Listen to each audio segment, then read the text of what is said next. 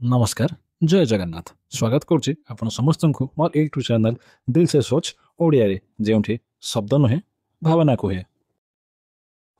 तो चलतु आज जो विषय कथा हेबा से विषयटी होची जीवन एक दुर्लभ उपहार।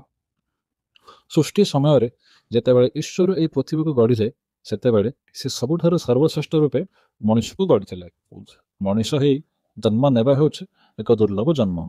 दुर्लभ अर्थ होची जहाँ सहजरे मिले नहीं, जार मूल्य अपरिमित। तेणु जितेबले आम ये मनुष्य जन्म पाइचु ताकू मूल्यवान करवा संपूर्ण दायित्व होची आमर। आमर काम होची ए सृष्टि को सुंदर कर रखिबा, अन्य को कष्ट न दे अन्य मुहरे हंस फुटाइबा। ए पृथ्वीर जन्म नहीं जितेबले आम किछि काम करबा को जाऊ आम सब भल कर्म करबा उचित। भल कर्म कले ईश्वर आम काम खुशी हुंती और आमको आशीर्वाद मध्य करते।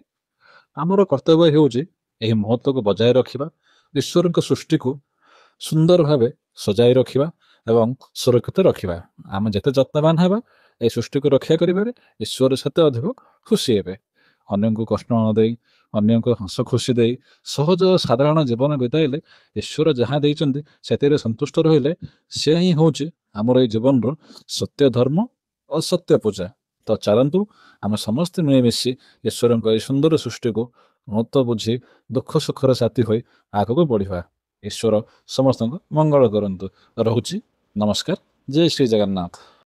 जदि आपन को आज मोर कथाटी भल लगे ताहले लाइक करंतु, शेयर करंतु, सब्सक्राइब करंतु और कमेंट माध्यम रे मते जणांतु। रहिली नमस्कार।